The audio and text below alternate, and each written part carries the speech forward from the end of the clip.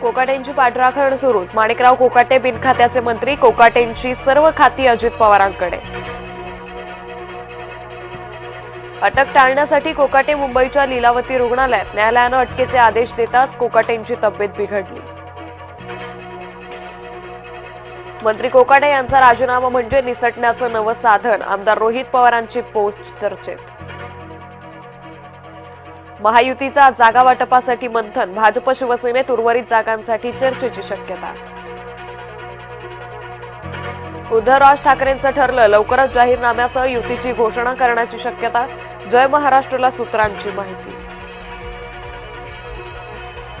आमदार प्रज्ञा सातव आज कमळ घेणार हाती. रवींद्र चव्हाणांच्या उपस्थितीत होणार पक्षप्रवेश. नितीश कुमारांच्या त्या व्हिडिओवर आदित्य ठाकरे संतापले. हिजा भटवण्याच्या त्या कृतीवर केली सडकून टीका. नगरपालिका आणि नगरपंचायतीसाठी प्रचाराचा आज शेवटचा दिवस. 20 डिसेंबरला दुसऱ्या टप्प्यातील मतदान तर 21 डिसेंबरला होणार मतमोजणी. अंबरनाथ भाजप उमेदवाराच्या कार्यालयावरील गोळीबार प्रकरण. वाळेकरांनी लावलेल्या आरोपांचं शिवसेनेच्या वाडेकर कुटुंबियांनी केलं खंडन.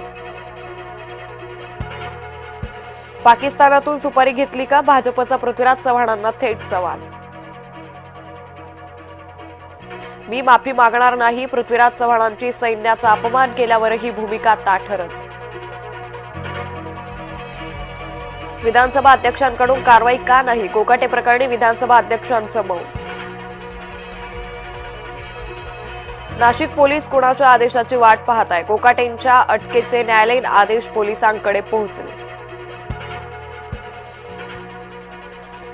मलिकांच्या नंतर कोकाटेंची पाठराखण. भाजपात राष्ट्रवादीच्या भूमिकेबाबत अस्वस्थता.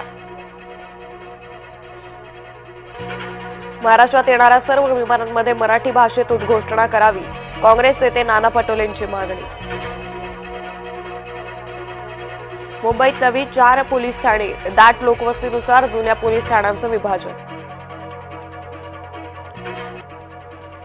ठाण्यात कुरबुरी मिटवण्यासाठी हालचाली. महायुतीच्या मोजक्याच नेत्यांचा समन्वय साधण्यासाठी प्रयत्न.